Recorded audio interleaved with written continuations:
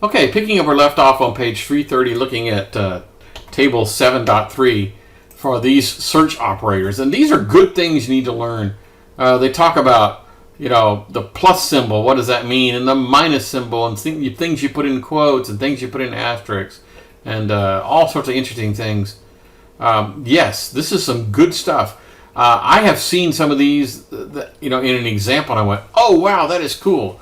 Like, for example, I'm searching and I find a particular website, and I go, oh, wow, I wish I could search on Google only the hits from this one particular website.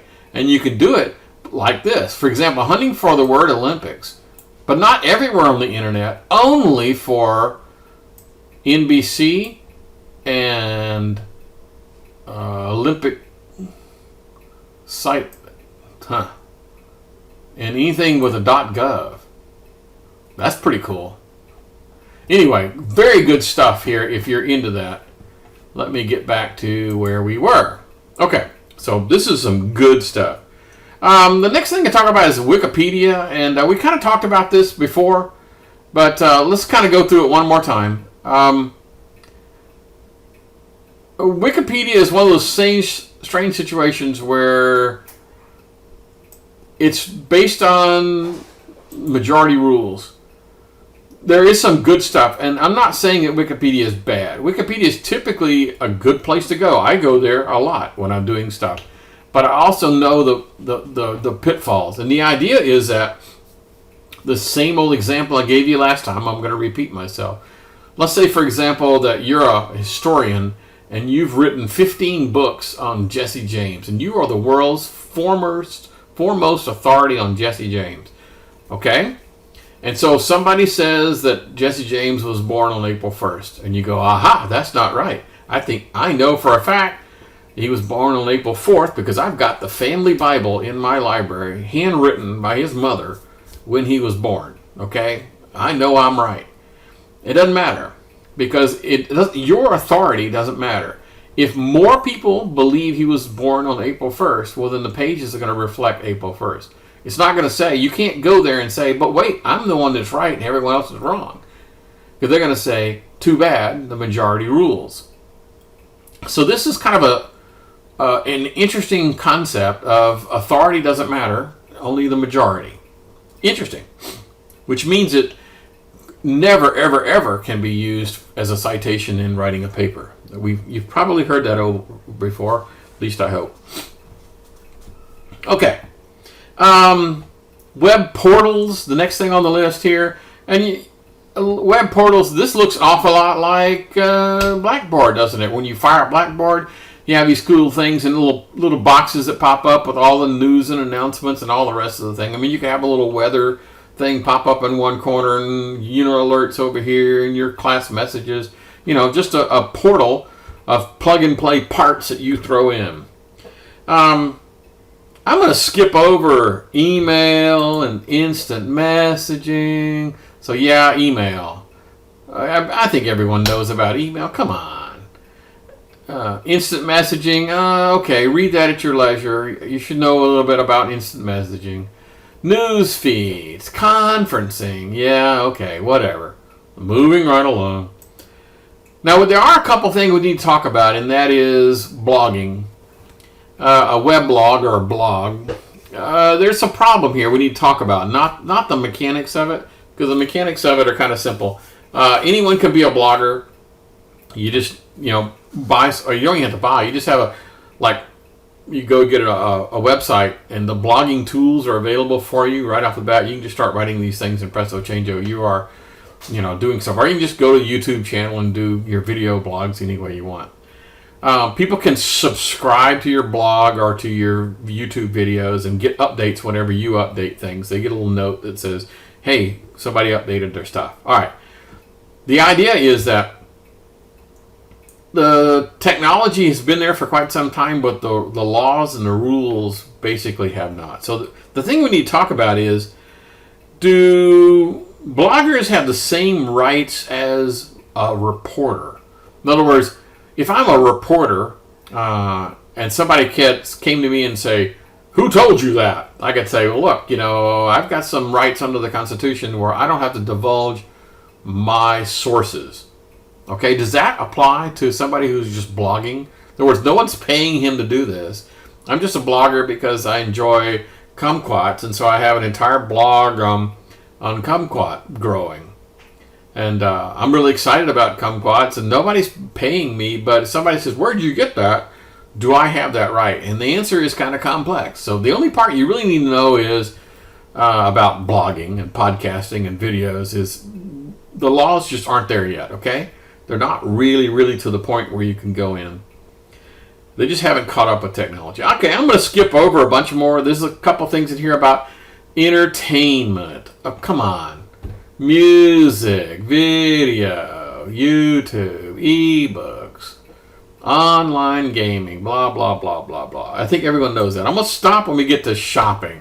Okay, shopping has been around relatively late in the game. When the ARPANET finally decided to go commercial, because the ARPANET was all about just the researchers and the DoD and researchers. That's all who could play. Well, then they created the internet portion, the .coms, because before .com, you were not allowed to make money off of this. Okay, and when they got to the .com, they went, aha, we acknowledge that somebody's going to be doing commercial business over the internet. So there was a period of time where you could not make money over the internet, oddly enough, but now you can. Okay, and you guys know all about this stuff. There are what they call e-tail stores. So I'm going in and I'm trying to buy something, and if I go down to my local e-tail, instead of retail, it's e-tail, kind of cute. The stores probably have 20% of the things that are available. I mean, if you go to Walmart.com and count the number of items they have on their website, and go to a Walmart store and count the number of items they had in stock. Please don't do that. But hypothetically, if you did that, you'd probably find out that the number of items online is probably 2 to 3 times larger than the amount of stuff that's stocked in the stores. So things that are not very prevalent, just a small percent of their inventory is actually there in the store. That's the bottom line. So if you want something that's not normal, which seems to be the only thing that I buy things that are clearly not normal because nobody's got them and I have to order them. I don't have much of a choice. Okay, so that's what doing all this shopping stuff is all about. The next thing we'll talk about is this mapping stuff. So travel, geolocation, and navigation. Most everyone has a little GPS in their phone, and we'll talk about a little bit later. We'll talk about some of the social privacy aspects associated with that. But I use Google Maps a lot. For example, I'm getting ready to go to the Lady Bird Johnson Wildflower Center to go look at the bluebonnets. I'm going to pull it up very quickly to see where the road construction is. It shows in red all the places where the traffic has been impacted due to road construction. I would like to know that before I plan my trip. I think that's pretty doggone cool. Or somebody says, hey, have you guys seen that new restaurant out on road 1234? I go, no. And so I use Google Street Maps to go find what the place looks like.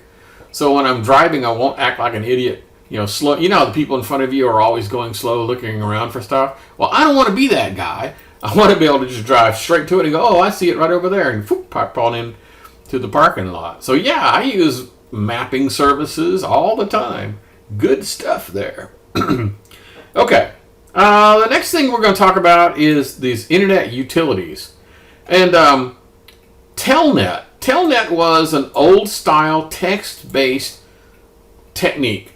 It was originally what they called a terminal emulator, because back in the days, the only way you connect to a computer is through a dumb terminal. So they're terminal emulators. This is a piece of software that allows you to send command lines to a remote machine and have it respond back. Sort of like a DOS prompt, but the DOS prompt isn't on your machine. The DOS prompt is on somebody else's machine. Now, what most people use it for now is for testing protocols. For example, if I have a web service and it's not acting right, I can actually go out to Telnet and tell it to talk on port 80 and send it a thing, and I can see how it responds back. Or if I have an email service, I can tell it to send something on port 25, and I can use it for testing and diagnostics. I rarely use Telnet today for talking to another machine. I use it only for doing remote testing for web services, but that's just me. The next one is file transfer protocol. This guy's been around for a very long time.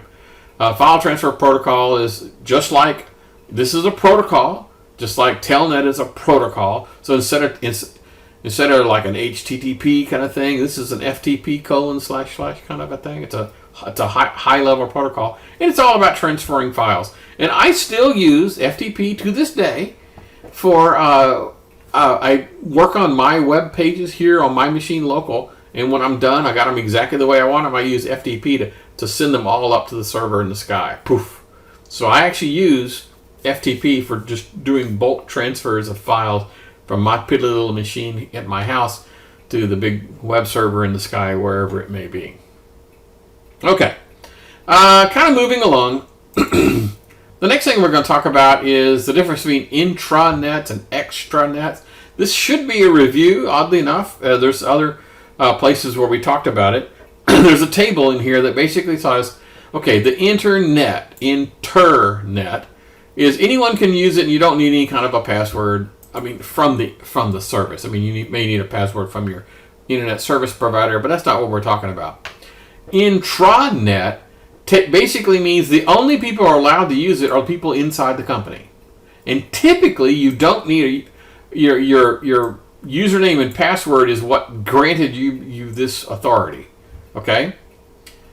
An extranet means people from inside your company plus a few people from outside your company, like your business partners. And yes, they have to be authenticated. So, internet is the big thing in the sky. Intranet is using the exact same protocols. It's just that it's a private version of the internet. We had this at our office. We had our own SharePoint services, our own web page, our own SQL services. They were all inside our little thing that only we could see. That was our intranet. And then if I wanted to let other people in, it would have been an extranet. So the three things. We talked about virtual private network tunneling. You know, if I'm at home and I want to connect to my corporate LAN, so I still want to I want to use the intranet, but from home. So I want to be able to tunnel, so to speak, through the network so it's secure, so that my machine just magically appears like it's inside the corporate LAN. And we talked about this before. The VPN this is how people do telecommuting, right? They go in and they get some piece of software, hardware, whatever it is, that allows them to do that. The next thing we're going to talk about is some of the issues with the internet. And yeah, there's an awful lot of stuff. A lot of it has to do with privacy. There was an initiative not too long ago when browsers were set up this thing called a do not track feature that shows people essentially where you've been, what you're doing, what websites you're going to. And yeah, that was kind of a big business. So privacy.